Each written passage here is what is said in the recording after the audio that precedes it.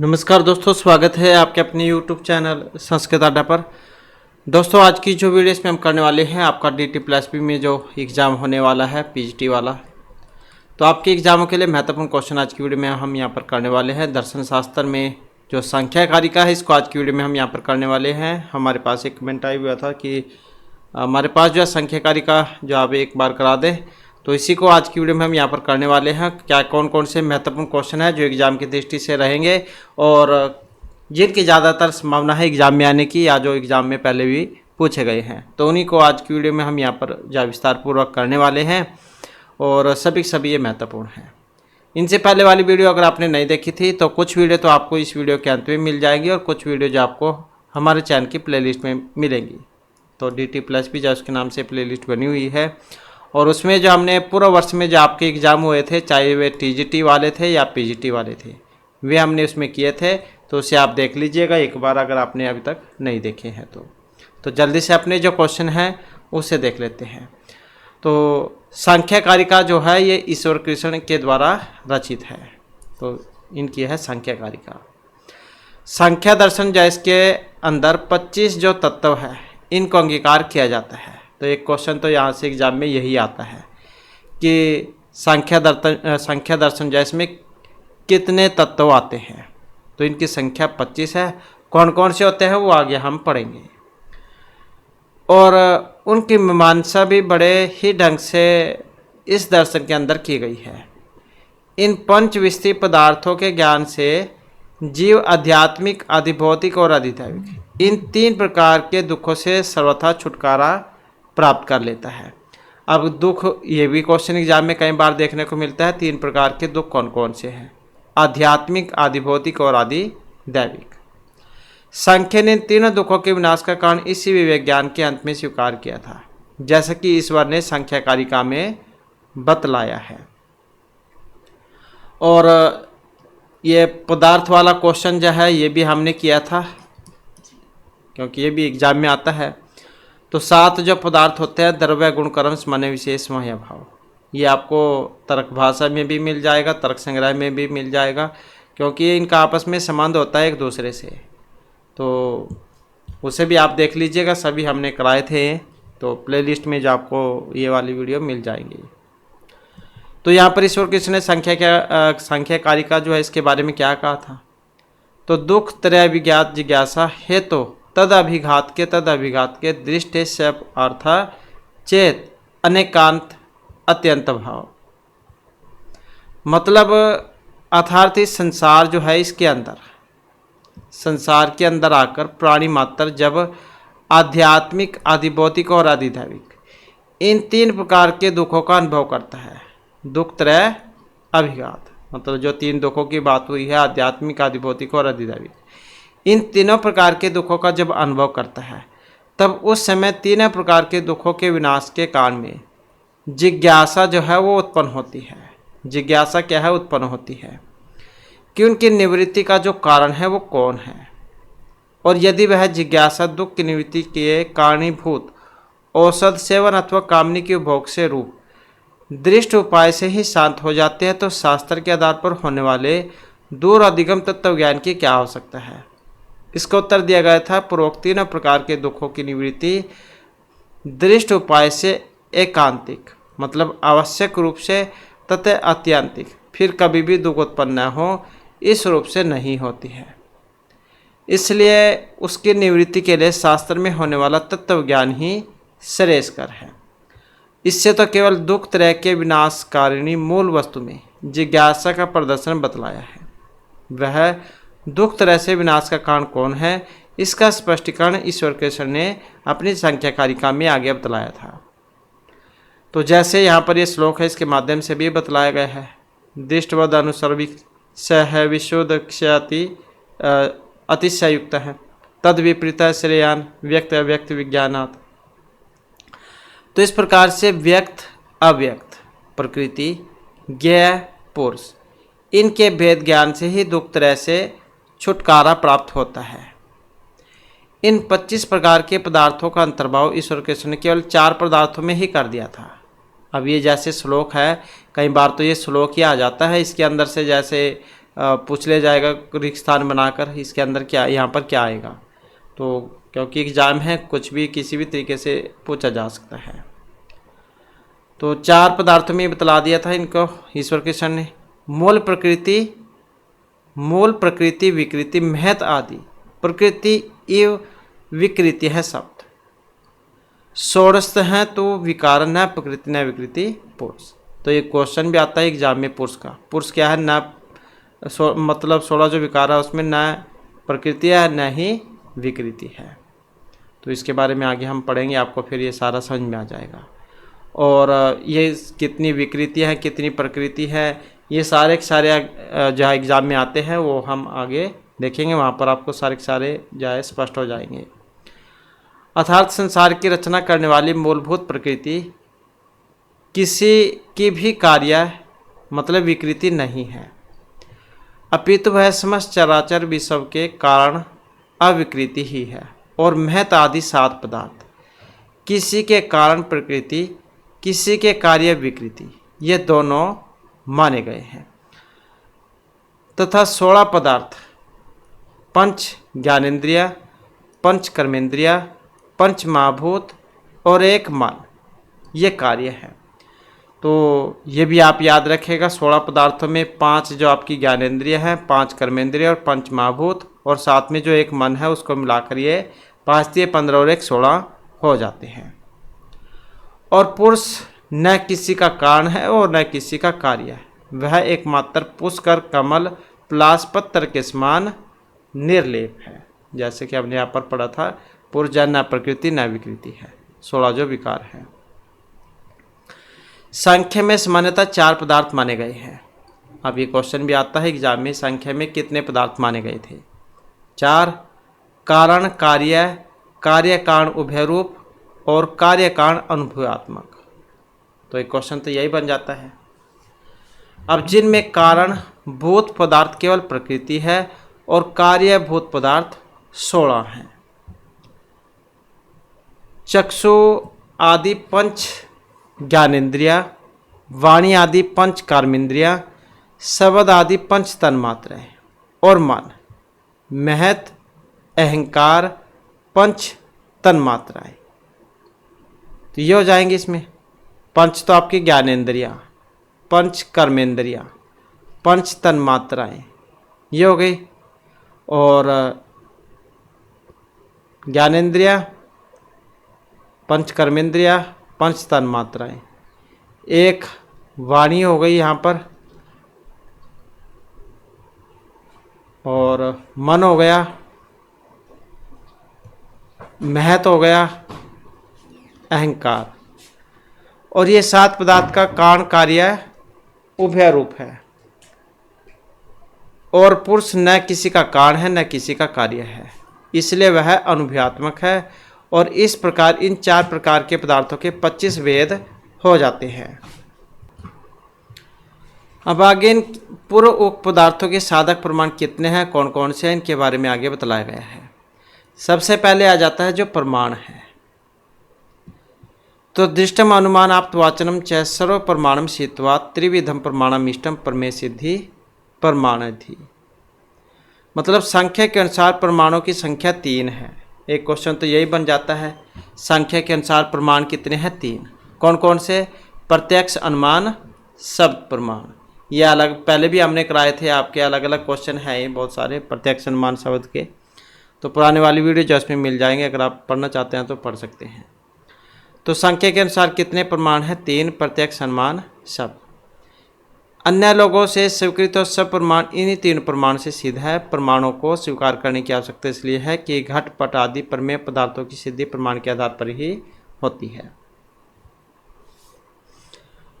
अब आ जाता है प्रत्यक्ष क्या है। अब ये जैसे यहाँ पर इसका लक्षण वगैरह है, तो ये भी एग्जाम में आता है, साथ में ये भी आप याद रखिएगा। प्रति विषय अध्यवसाय दृष्टम प्रत्यक्षम, अर्थात वस्तु या विषय और इंद्रिय के संयोग से प्राप्त ज्ञान ही प्रत्यक्ष है। आचार्य वाचस्पति जो मिश्र, उनके अनुसार प्रत्यक्ष के 3 विशेषताएं हैं। प्रत्यक्ष के लिए यथार्थ वस्तु का रहना आवश्यक है और यह वस्तु बाह्य या आंतरिक कुछ भी हो सकती है। पृथ्वी, पानी, अग्नि आदि सभी बाह्य वस्तुएं हैं। सुख दुख आंतरिक हैं, मतलब जिसे आप अपनी आंख से देख सकते हैं वही होंगी बाह्य। तो अब ये सुख दुख तो इसे तो आप देख नहीं सकते, सिर्फ महसूस कर सकते हैं, तो ये आंतरिक हैं। प्रत्यक्ष के लिए इंद्रिय वस्तु सन्निकर्ष आवश्यक है। अब ये सन्निकर्ष का क्वेश्चन भी आता है, ये भी है, हमने हाल ही में किया था, 6 जो सन्निकर्ष होते हैं। प्रत्यक्ष के लिए बुद्धि की क्रिया भी आवश्यक है। केवल वस्तु और इंद्रिय के संयोग से ही ज्ञान नहीं उत्पन्न हो जाता, इसके लिए बुद्धि की क्रिया अनिवार्य है।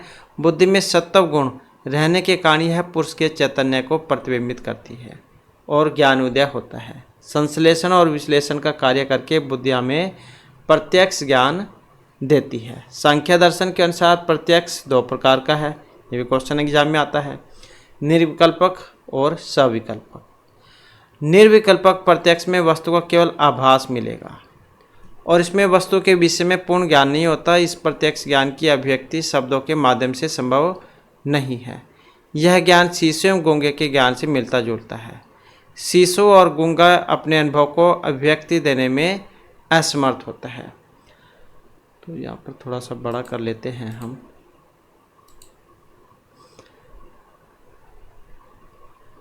सविकल्पक प्रत्यक्ष में केवल वस्तु के अस्तित्व का ही आभास नहीं होता, बल्कि उसकी पूर्ण जानकारी भी हो जाती है। जैसे यदि कोई व्यक्ति हमारे सामने से गुजरे और उसके विषय में हमें पूर्ण जानकारी हो जाए तो यह प्रत्यक्ष ज्ञान हो गया। और निर्विकल्पक प्रत्यक्ष ही विकसित होकर सविकल्पक प्रत्यक्ष हो जाता है। अब आ जाता है अनुमान क्या है। संख्या मत में अनुमान के स्वरूप का लिंग लिंगी पूर्वकम कहकर शाब्दिक भेद अवश्य कर दिया गया है, परंतु आर्थिक स्वरूप अनुमान का वही है जो कि न्यायिकों ने माना था। तो ये भी आता है, ये वाली लाइन एग्जाम में। अनुमान क्या है? लिंग लिंगी पूर्वकम ज्ञानम अनुमानम, ये वाला। व्याप्ति विशिष्ट पक्ष धर्मता ज्ञानम, इस अर्थ में वाचस्पति मिश्र ने लिंग लिंगी पूर्वकम का प्रयोजन भी किया है और वह अनुमान पूर्ववत, शेषवत और सामान्य तदृष्ट इस रूप से 3 प्रकार का है।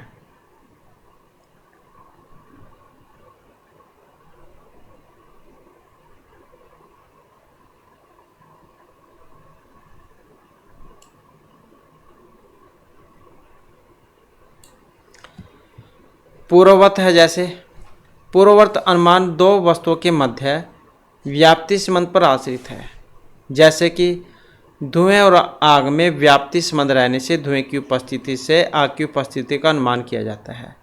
ये जो हमने किया था, ये तरह धुमस तरह वहनी, जहाँ जहाँ पर धुआं होता है वहाँ पर आग जरूर होती है, या जहाँ पर आग है वहाँ पर धुआं जरूर होगा।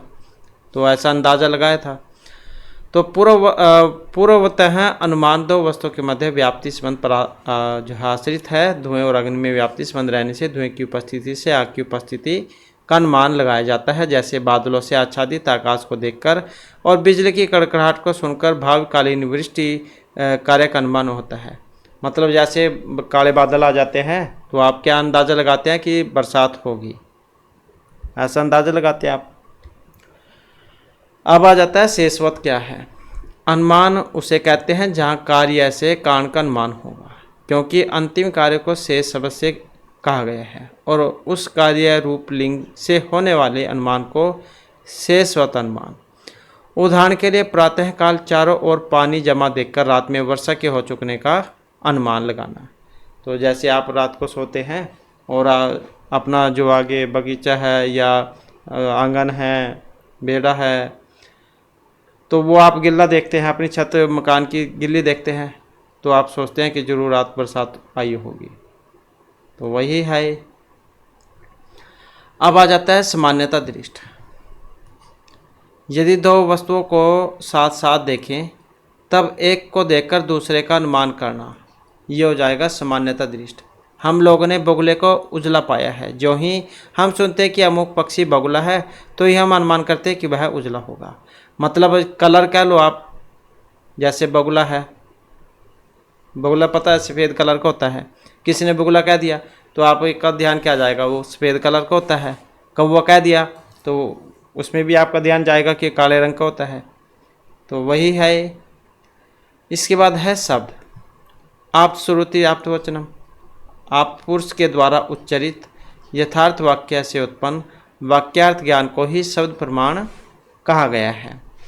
इसलिए वेद, श्रुति, स्मृति, इतिहास, पुराण, धर्मशास्त्र एवं मान्य शास्त्र आदि के वाक्यों से उत्पन्न हुए ज्ञानों का भी शब्द प्रमाण में ही अंतर्भाव हो जाता है।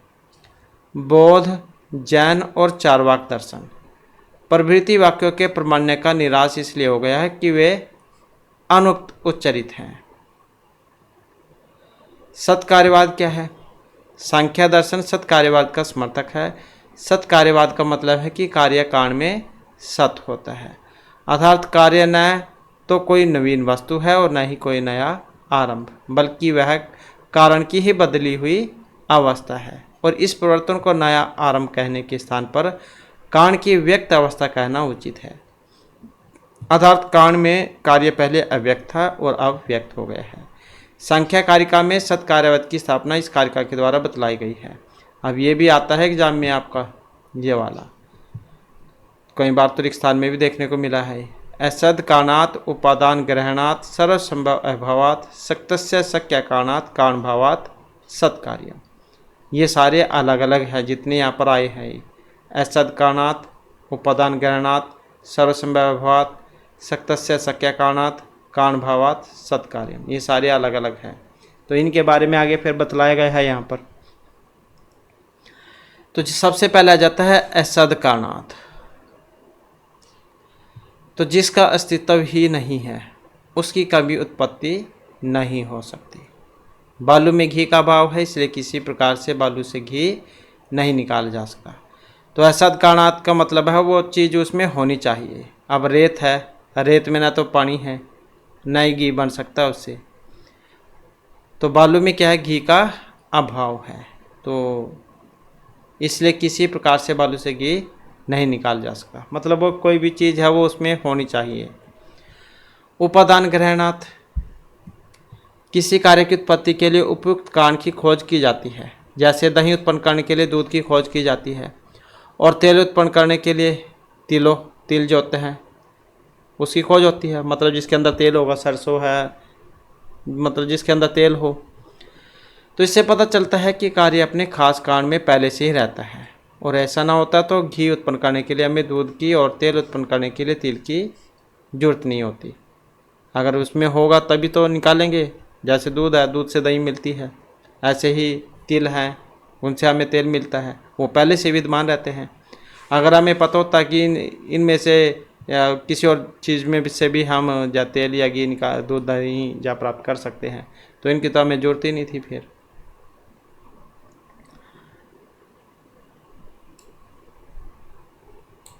इसके बाद आ जाता है सर्वसंभव अभावात। तो हर वस्तु से हर वस्तु नहीं उत्पन्न हो सकती। जैसे बालू से घी नहीं निकल सकता और न रुई से टेबल बनता है। तो सारे के काम अलग अलग हैं।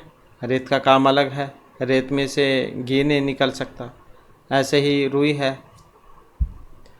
यदि कार्य अपने खास कारण में छिपा नहीं रहता तो फिर किसी भी वस्तु की उत्पत्ति हो जाती।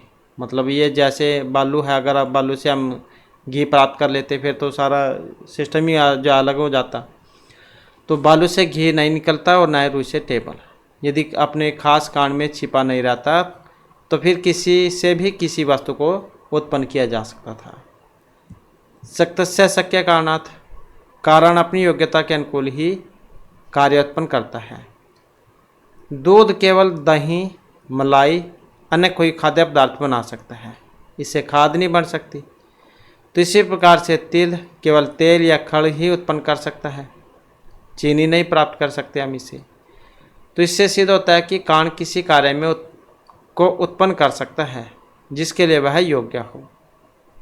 अब जैसे ये तिल लगा लो, तिल से हम तेल भी प्राप्त कर सकते हैं, और जो ये पशुओं को डालने वाली जो खल होती है, क्योंकि रुई से निकलती है वो भी उससे निकल सकती है। तो मतलब जिस चीज़ से हम जो प्राप्त कर सकते हैं या जिसकी कोई चीज़ उत्पन्न करने की जिसमें क्षमता होती है, तो वही है।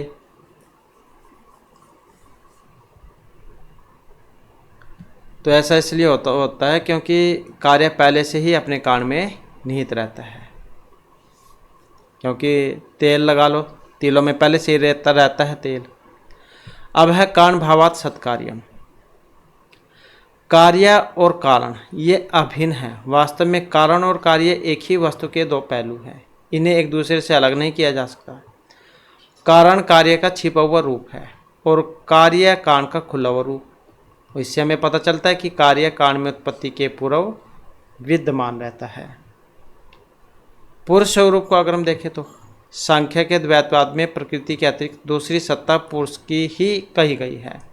सांख्य में पुरुष की धारणा लगभग वही है जिससे अन्य दर्शनों में आत्मा कहा गया है। सांख्य दर्शन पुरुष के संबंध में 3 मूल प्रश्नों पर विचार करता है। पुरुष का स्वरूप क्या है, पुरुष के अस्तित्व की सिद्धि हेतु तर्क, और पुरुष की अनेकता या बहुत्व सिद्ध करने के तर्क, ये वाले हैं। तो संख्या दर्शन पुरुष के संबंध में 3 मूल जो प्रश्न इन पर विचार करता है। एक तो पुरुष का स्वरूप क्या है, पुरुष के अस्तित्व की सिद्धि हेतु तर्क, और पुरुष की अनेकता या बहुत्व सिद्ध करने के तर्क। अब आ जाता है पुरुष का स्वरूप वाला। तो सांख्य दर्शन के अनुसार पुरुष का स्वरूप अन्य भारतीय दर्शनों की आत्मा से पर्याप्त साम्य रखता है। इसका स्वरूप स्पष्ट करते हुए मूलतः इसे प्रकृति के सर्वथा विपरीत विपर्यासात कहा गया है। यह शुद्ध चैतन्य रूप है और सभी अवस्थाओं में चैतन्य युक्त रहता है, जबकि प्रकृति जड़ है और यह प्रकृति के समान त्रिगुणात्मक नहीं, निहित त्रिगुण है। मतलब निहित त्रिगुण है। तो यह ज्ञात और विषय है, जबकि प्रकृति ज्ञेय और विषय है। तो प्रकृति क्या है, ज्ञेय और विषय है। प्रकृति परिणामी अर्थात क्रियाशील है, जबकि पुरुष नित्य तथा अपरिणामी है। पुरुष की जो सत्ता है वो स्वतः सिद्ध है। इसका निषेध करना संभव है क्योंकि इसका निषेध करने वाला निषेध करता स्वयं पुरुष का ही स्वरूप है।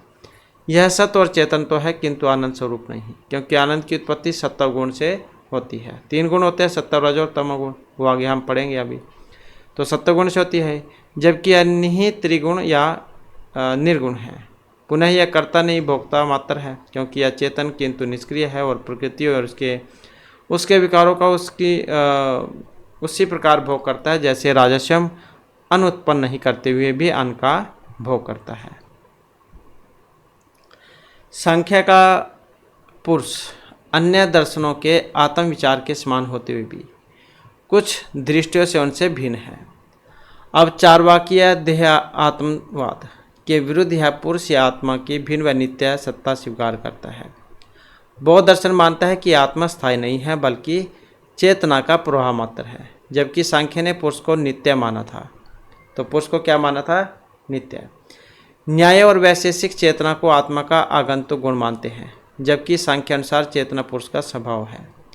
शंकर ने आत्मा को सच्चिदानंद व एक माना था, जबकि संख्या का पुरुष संख्या में अनेक है और सत्वगुण से उत्पन्न होने वाले आनंद से भी रहित अर्थात सत चित है।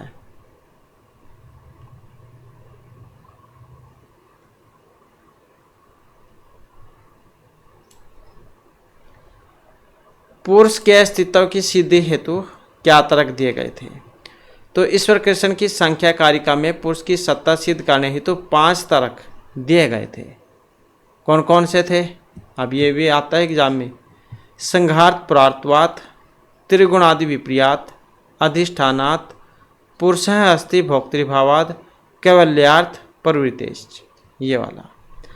सबसे पहले क्या है इसमें, संघात प्रार्थवाद। यह जगत प्रकृति के 3 गुणों से निर्मित है और जड़ होने के कारण साधन है।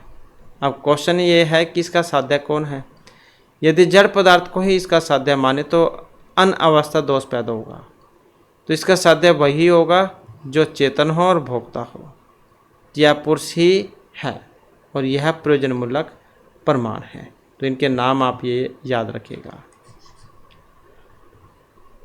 त्रिगुणादि विपर्यात, प्रकृति अपने स्वरूप में त्रिगुणात्मक है, परिणामी है।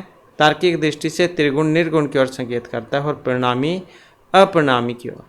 तो यह निहित त्रिगुण तथा अपरिणामी तत्व ही पुरुष है और यह पुरुष की सत्ता सिद्धि का तर्क शास्त्रीय तर्क है।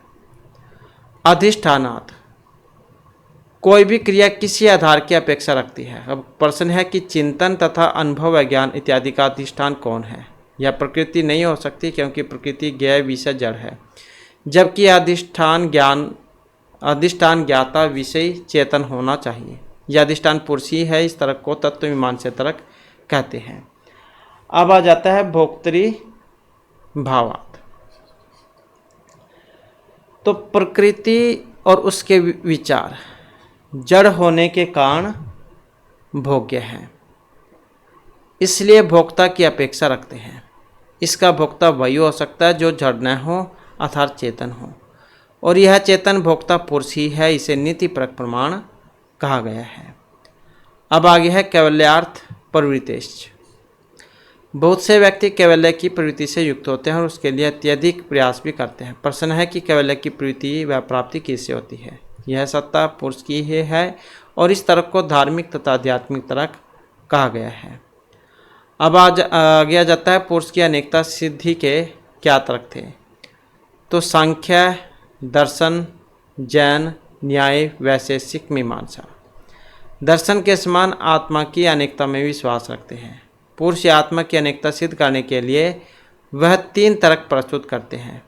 कौन से? जो यहाँ पर इस श्लोक में बतलाए गए हैं।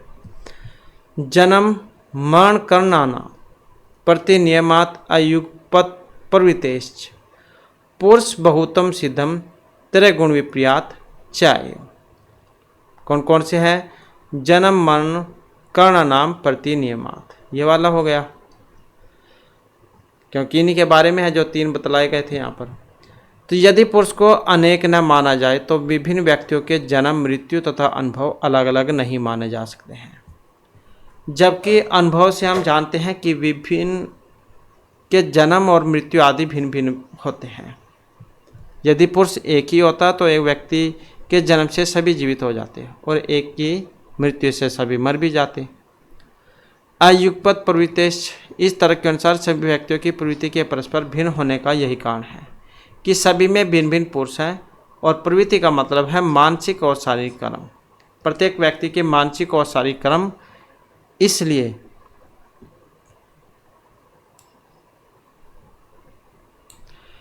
परस्पर भिन्न है, क्योंकि सभी के अंतःकरण व इंद्रिय इत्यादि भिन्न भिन्न हैं। यदि ऐसा न होता तो हंसने से सभी हंसते और एक के गिरने से सारे गिर जाते। त्रिगुण विपर्यात क्या है? तो ये जो तर्क है इसके अनुसार तीनों गुणों की अनुपातिक विभिन्नता पुरुषों की अनेकता सिद्ध करती है, और तीनों गुणों की अनुपातिक भिन्नता सर्वप्रथम देवता, मनुष्य और राक्षस योनियों में द्रष्टव्य है, क्योंकि देवता सत्व प्रधान हो गए, मनुष्य रजोगुण हो गया और राक्षस तमोगुण वाले हो गए। 3 गुण बतलाए थे अभी हमने आपको, सत्व, रज और तमोगुण। तो सत्व में देवता, रज में मनुष्य और ये तम में राक्षस आ गए। तो पुनः विभिन्न मनुष्य में भी तीनों गुणों का अनुपातिक विविधता दिखाई पड़ता है। तो इसके आधार पर हम मनुष्य में विभेद करते हैं, और इस विभेद से सिद्ध होता है कि पुरुष अनेक है। आगे आ जाता है प्रकृति का स्वरूप क्या है। सांख्य दर्शन के द्वैतवाद में एक तत्व प्रकृति है, जबकि दूसरा तत्व है पुरुष। सांख्य दर्शन प्रकृति के संबंध में जिन बातों का विश्लेषण करता है वे क्या है? प्रकृति का ज्ञान कैसे होता है, प्रकृति का स्वरूप क्या है, अवस्थाएं क्या है, और प्रकृति के अस्तित्व के प्रमाण क्या है। अब ये सांख्य दर्शन जो है ये कपिल मुनि का है, ये भी आप याद रखिएगा। नेक्स्ट है प्रकृति का ज्ञान कैसे होता है। अब सांख्य के अनुसार प्रकृति का ज्ञान अनुमान के माध्यम से होगा। जब हम विश्व के मूल कारण की खोज करते हैं तो विश्व में 2 प्रकार की वस्तुएं हैं हम देखते हैं, स्थूल पदार्थ जैसे कि मिट्टी, पानी, पवन, और सूक्ष्म अति सूक्ष्म पदार्थ जैसे इंद्रिय, मन, अहंकार आदि। तो विश्व का मूल कारण वही हो सकता है जो इन दोनों प्रकार के पदार्थों को आधार दे सके। तो यह कारण महाभूत नहीं हो सकता, क्योंकि महाभूतों से मन और बुद्धि जैसे सूक्ष्म पदार्थ उत्पन्न नहीं हो सकते। विश्व का कारण पुरुष भी नहीं हो सकता, क्योंकि पुरुष शुद्ध चैतन्य स्वरूप है, जबकि विश्व में मिट्टी और जल जैसे स्थूल व जड़ पदार्थ भी हैं। तो सांख्य के अनुसार प्रकृति ही वह कारण है जो स्थूल और सूक्ष्म दोनों प्रकार के पदार्थों का आधार बनने में सक्षम है। तो इसलिए जगत के कारण की खोज की प्रक्रिया में अनुमान के माध्यम से प्रकृति का ज्ञान होता है। आगे आ जाता है प्रकृति का जो स्वरूप है। सांख्य के अनुसार प्रकृति में अनेक विशेषताएं हैं। यह नित्य और शाश्वत है, क्योंकि उत्पत्ति और विनाश से परे है। ये स्वतंत्र है, अर्थात किसी भी तरह आत्मा या पुरुष पर निर्भर नहीं है, अचेतन है और इसी कारण विषय अथवा ज्ञेय है, विषय या ज्ञाता नहीं है, वास्तविक सत्ता है और यह सतत क्रियाशील है। पुनः प्रकृति सामान्य है, न कि विशेष है।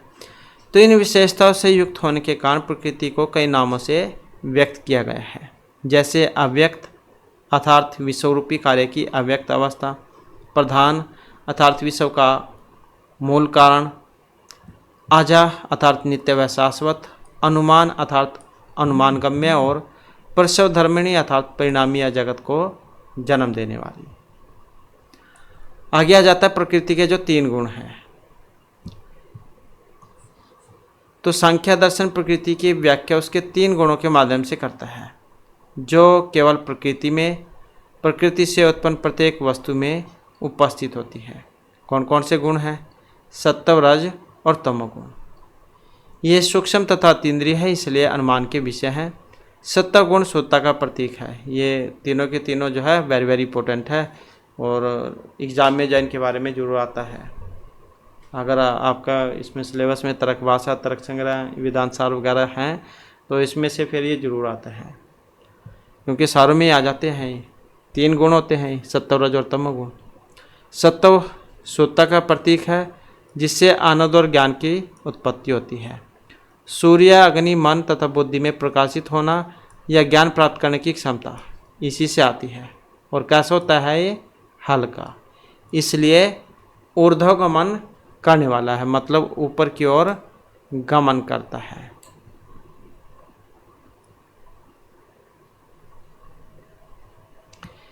इसकी प्रवृत्ति, इसका वर्ण श्वेत माना गया है, तो श्वेत कलर का है। और रजगुण अशुद्धि का प्रतीक है। क्रोध, द्वेष, विषाद जैसी दुखात्मक प्रवृत्तियां ये उत्पन्न करता है। इसका वर्ण जो है वो लाल होता है। और जो तमोगुण है अंधकार और अज्ञान का प्रतीक है और वह मोह को पैदा करता है। प्रमाद, आलस्य, मूर्छा इसी के कारण आती है, तमोगुण के कारण। भारी होने के कारण ये अधोगामी है और इसका रंग कैसा होगा? काले रंग का। तम से भी आप वैसे समझ सकते हैं, तम मतलब अंधेरा, अंधेरा काला होता है। तो उल्लेखनीय कि तीनों गुण सदा संयुक्त और अविभाज्य रहते हैं। परस्पर विरोधी होने के बाद भी यह कार्य की उत्पत्ति वैसे ही मिलकर करते हैं जैसे दीपक में तेल, बत्ती और ज्वाला परस्पर भिन्न होकर भी प्रकाश उत्पन्न करते हैं। हर वस्तु में तीनों की उपस्थिति के कारण एक ही वस्तु किसी को सुख, किसी को दुख और किसी में आलस्य पैदा करती है। तो ये श्लोक है, इसके माध्यम से भी बतलाया गया है यहाँ पर। सत्वम लघु प्रकाशकम, इष्टम उपष्टम कम चलम रज है, गुरु वर्णकम एकम, तम प्रदीप अर्थतः वृत्ति ही। तो ये भी कई बार देखने को मिला है श्लोक एग्जाम में। प्रकृति की अवस्थाएं कितनी है?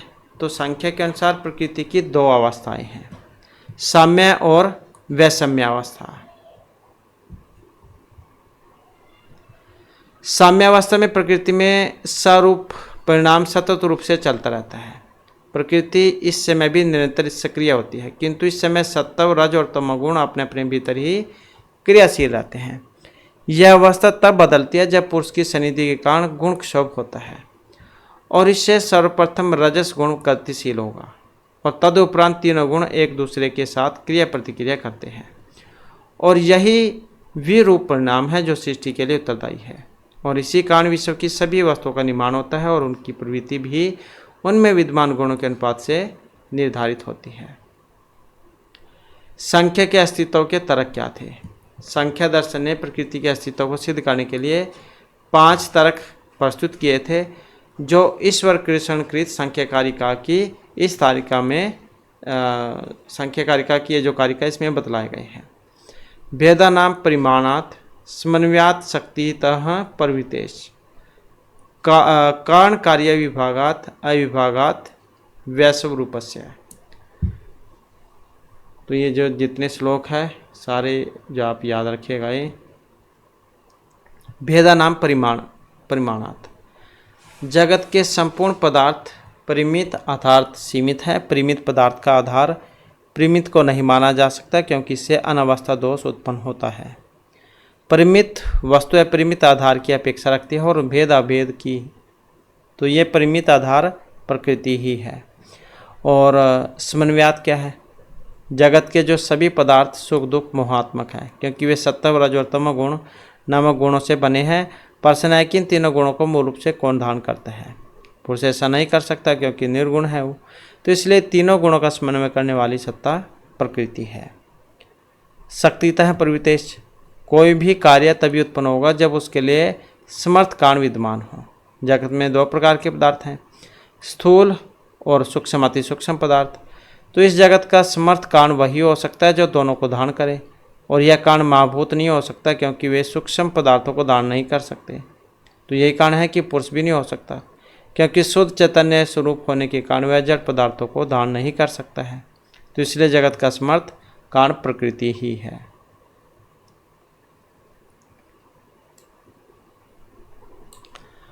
कार्य कारण विभागात, सत्कार्यवाद के अनुसार कारण की व्यक्त अवस्था को ही कार्य कहते हैं, अर्थात व्यक्त कार्य अव्यक्त अवस्था में कारण में ही विद्यमान होता है। और यह जगत एक कार्य है, इसलिए इसके लिए एक कारण होना चाहिए जिससे व्यक्त हुआ है, और ये कारण प्रकृति है। अविभागात वैश्व रूपस्य, पुनः सत्कार्यवाद के अनुसार कार्य तिरोभूत होकर पुनः कारण में ही लीन हो जाता है। जैसे सोने की अंगूठी गलकर पुनः सोना बन जाती है। अब क्वेश्चन है कि प्रलय अवस्था में ईश्वर किस में लीन हो जाता है? तो ये कारण प्रकृति ही है। अब आगे सांख्यकारिका में ईश्वर कृष्ण ने सृष्टि क्रम विकासवाद के विषय में बतलाया था इस श्लोक के माध्यम से। प्रकृते महातत अहंकार तस्मात् गणः षोडशक है, तस्मात् अपि षोडशकात् पंचभ्य पंच भूतानि। मतलब सांख्य के अनुसार जगत का विकास प्रकृति से होता है, जो कि सांख्य के द्वैतवाद में पुरुष के अतिरिक्त अन्य सत्ता है। प्रकृति सतत परिणामी है किंतु इसकी समयावस्था में स्वरूप परिणाम होता है, अर्थात सत्वगुण की क्रिया प्रतिक्रिया सत्वगुण से, रज की रजस से और तमस की तमस से होती है। और यह समयावस्था तब भंग होगी जब पुरुष के संयोग या सन्निधि के कारण पुरुष में गुण क्षोभ पैदा होता है और विरूप परिणाम आरंभ होता है। तो यह वैषम्य अवस्था, इसमें तीनों गुण एक दूसरे से क्रिया प्रतिक्रिया करते हैं और गुणों के विभिन्न संयोजनों के माध्यम से ही जगत का विकास होता है।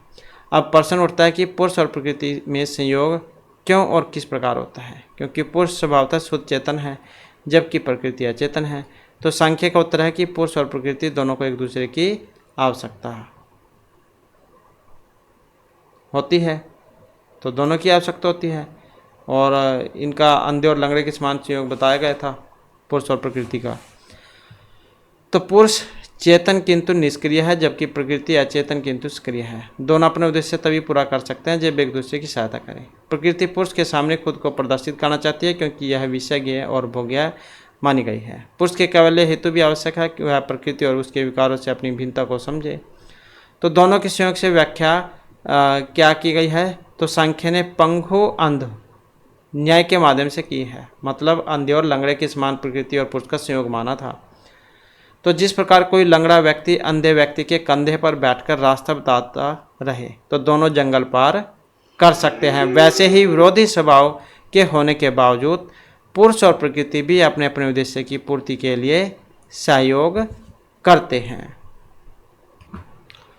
तो प्रकृति में विरूप परिणाम प्रारंभ होने के बाद सर्वप्रथम जो विकार उपस्थित होता वह महत या बुद्धि है, और यह निर्णय निश्चय करने की शक्ति है तथा अत्यंत सूक्ष्म है। बुद्धि में अपना प्रकाश नहीं किंतु पुरुष के प्रकाश से ही यह इतनी जगमग रहती है कि इसके प्रकाश युक्त होने का भ्रम होता है। बुद्धि से अहंकार रूपी अगला विकार उत्पन्न होता है। अहंकार का अर्थ है म या मेरे का भाव, जो कि बंधन का मूल कारण है।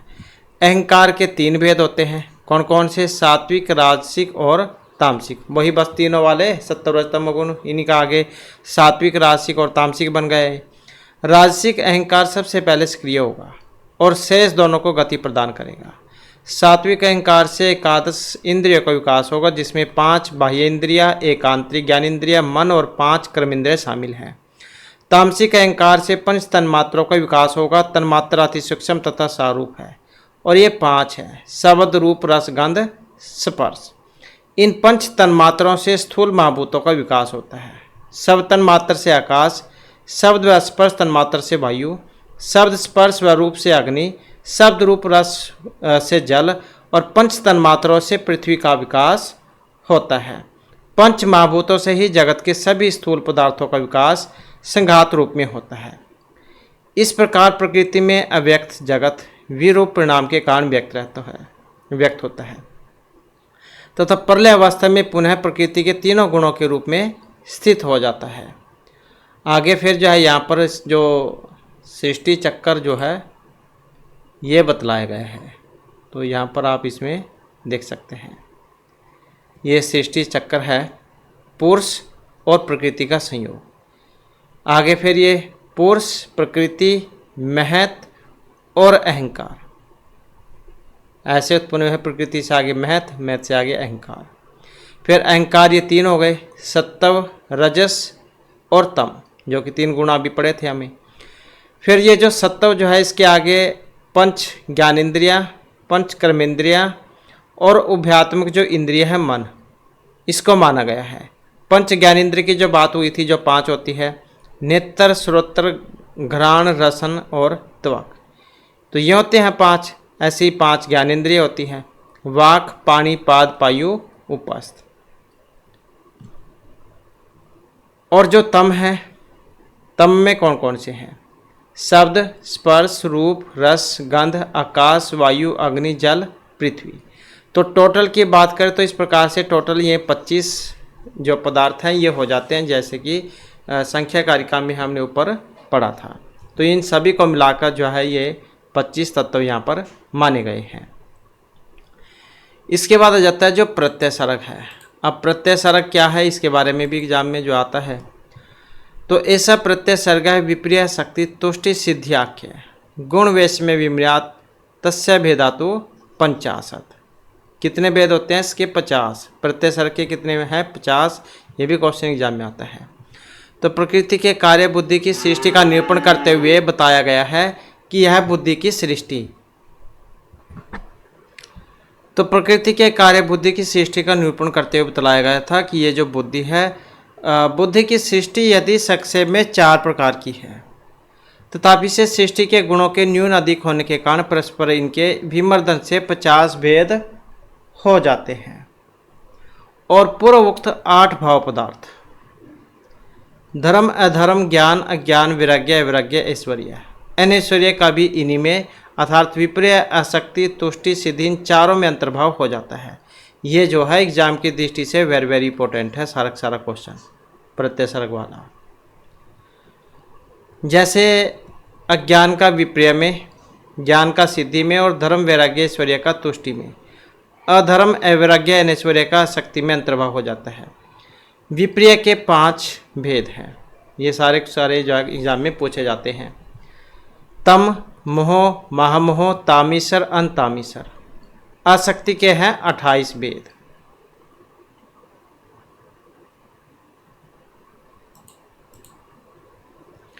तो यहाँ पर ये श्लोक है, इसके माध्यम से भी बतलाया गया है। मतलब ईश्वर कृष्ण ने सांख्यकारी में कहा था कि 5 विप्रिय भेदा भवन्ति शक्ति कर्ण वैकल्या, अष्टाविंशति भेदा तुष्टि नवधा अष्टधा सिद्धि। तो ये सारा प्रत्यय सर्ग वाला क्वेश्चन है, इसी के भेद आते हैं एग्जाम में। ये वाले जो है यहाँ पर जो दिए गए हैं, जैसे विप्रिय हो गया, प्रत्यय सर्ग कितने हैं? विप्रिय, आसक्ति, तुष्टि, सिद्धि, ये 4 भेद हो गए। अब इन चारों के आगे जैसे विप्रिय है, इसके 5 भेद हो गए, विप्रिय 5 हो गए, आसक्ति के 28 भेद हो गए, तुष्टि के 9 हैं और सिद्धि के 8 भेद हैं। ये भी एग्जाम में क्वेश्चन आता है, आसक्ति के कितने भेद है, तुष्टि के कितने हैं, सिद्धि के कितने हैं। अब जैसे तुष्टि के हैं प्रकृति, उपादान, काल, भाग्य, पार, पारापार, ये यहाँ से ऐसे लगा लो, प्रकृति, उपादान, काल, भाग्य, पार, सुपार, पारापार, अनुतांब और उत्तमांब। ऐसे हो गए। ऐसे सिद्धि के हो गए फिर ये अणिमा, महिमा, गरिमा, लघिमा, प्राप्ति, प्रकाम्य, वसीतव, ईशितव, ये वाले हो गए। और आसक्ति, आसक्ति के कौन कौन से हैं? अंध्य, बार्ध्य, मूक, जड़, अजिगृतव, कुष्ठितव, पंगुतव, कौण्य, कैल्त्य, उदारवत, उन्माद, असुवर्ण, अज्ञान, मलिन, मनोज्ञ, अदृष्टि, अपरा, सुपरा, असुनेत्रा, अप्रतार, असुतार, उतारतार, अर्मण्यक, अप्रमोद, अमोदित, अमोदमान, असाद, असदामुद्दीन, ये वाले हो गए। और फिर ऐसे यहाँ पर फिर ये विपर्य के हैं। विपर्य के कौन कौन से हैं? तम, मोह, महामोह, तामीसर, अंतमीसर, जो कि 5 थे ये विपर्य के 5 भेद। तो वही तो हैं तम, मोह, महामोह, तामीसर, अंतमीसर। आगे फिर इनके भेद हैं, भेद पर भेद हैं। जैसे अब तम है, जैसे तम के फिर आगे 8 हो गए। और अविद्या, अव्यक्तात्मा, महदात्मा, अहंकारात्मा, सब तन्मात्र जात्मा, स्पर्श, रूप, रस, गंध, ये वाले हो गए। ऐसे फिर मोह के 8 हो गए। मोह मतलब अस्मिता, अणिमा, महिमा, गरिमा, लघिमा, प्राप्ति, प्रकाम्य, वसितव, ईशितव, ये वाले हो गए। फिर ऐसे महामोह के, महामोह मतलब राग, इसके हो गए आगे शब्द, दिव्य दिव्य, शब्द, रूप, रस, गंध। ऐसे फिर तामीसर हो गए। और इसके तमीसर मतलब द्वेष, 5 दिव्य और 5 अदिव्य, और साथ में शब्द, रूप, रस और स्पर्श, गंध, और साथ में अणिमणिया आदि। तो ये वाले हो गए 18। और अंतामीसर ये 18 हो गए, मतलब अभिनिवेश। तो 5 दिव्य, शब्द, रूप, रस, स्पर्श, गंध, ये वाले 5 अदिव्य, अणिमा आदि सिद्धि। तो ये सारे हो गए। तो ये सारे सारे जो है एग्ज़ाम में आते हैं। बस इनके कई बार वैसे भी आ जाते हैं और कई बार सिर्फ इनकी संख्या पूछ ली जाती है एग्ज़ाम में। इसके बाद आ जाता है अपवर्ग, कैवल्य या मोक्ष। तो सांसारिक जीवन आध्यात्मिक, आधिभौतिक और अधिदैविक 3 दुखों से भरा है, जैसे कि पहले भी आया था, इसके बारे में हमने पढ़ा था। त्रिविध दुख की अत्यंतिक निवृत्ति को साक्ष्य ने मोक्ष, मुक्ति, अपवर्ग, कैवल्य की संज्ञा दी है। और यही परम पुरुषार्थ भी है और यही जीवन का चरम लक्ष्य भी है। मोक्ष में पुरुष अपने नित्य शुद्ध चैतन्य रूप में प्रकाशित रहता है।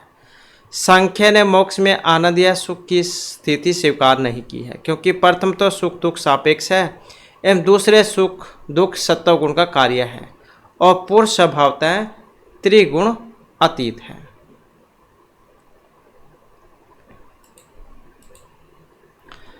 आगे पुरुष विशुद्ध चैतन्य रूप होने से वस्तुतः नित्य युक्त है।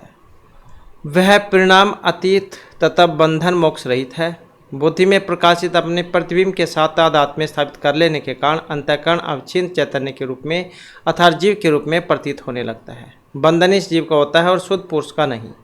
जब पुरुष को अपनी शुद्ध स्वरूप का ज्ञान हो जाता है तब वह मुक्त हो जाता है, जो वस्तुतः वह सदा ही है। तो पुरुष के स्वरूप का ज्ञान बंधन है और स्वरूप का ज्ञान मोक्ष है। पुरुष को अपने स्वरूप का ज्ञान स्वयं को अचेतन प्रकृति तथा अंतःकरण आदि में सर्वथा भिन्न जान लेने पर होता है।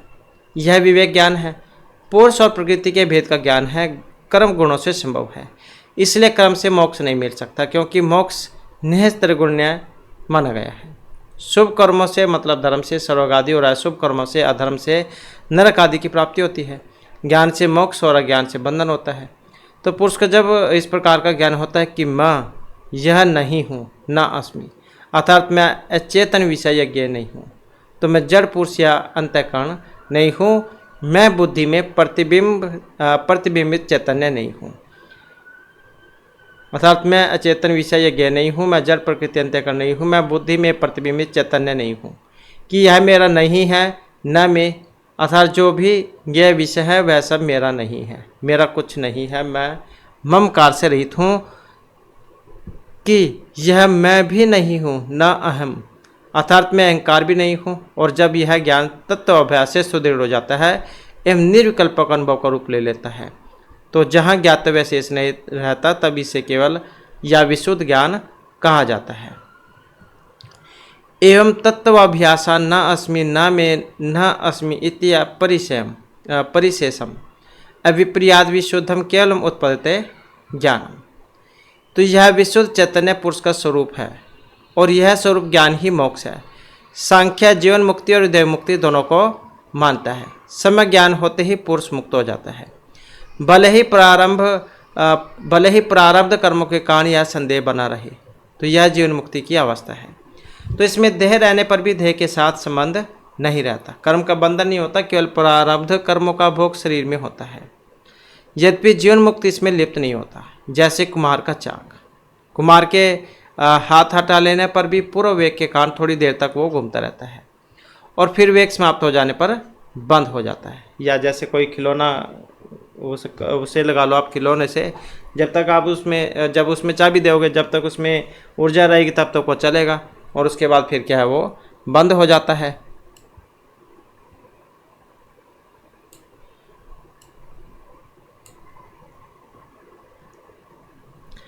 तो शरीर प्रारब्ध कर्मों के कारण चलता रहता है और उनके समाप्त होने पर शरीरपात होकर विदेह मुक्ति हो जाती है। मतलब व्यक्ति की मृत्यु हो जाती है, संसार बंधन से मुक्त हो जाता हो।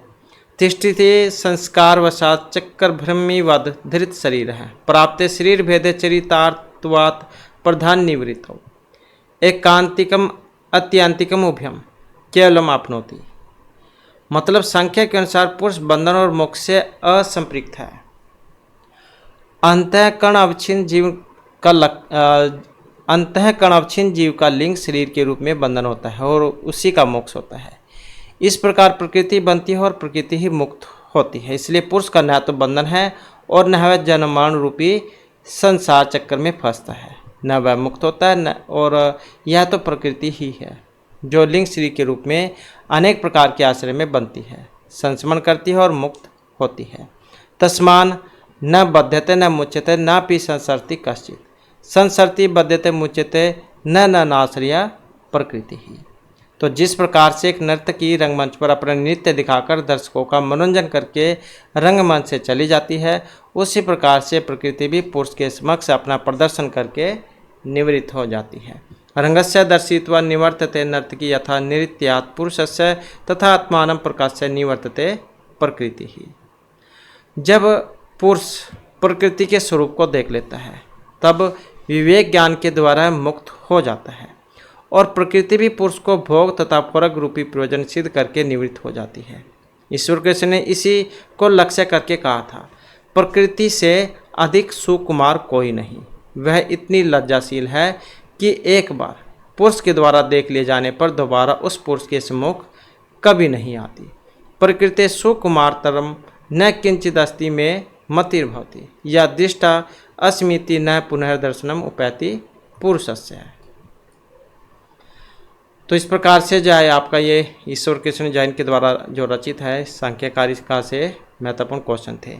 इसको एक दो बार पढ़ लीजिएगा तो सारे के सारे क्वेश्चन जो है आपको आसानी से समझ में आ जाएंगे और यही हमारी क्लास और महत्वपूर्ण क्वेश्चन थे। नेक्स्ट वीडियो इसमें आपके लिए नए जो महत्वपूर्ण क्वेश्चन हम लेकर आएंगे और हमारे साथ अंत बनाने के लिए धन्यवाद।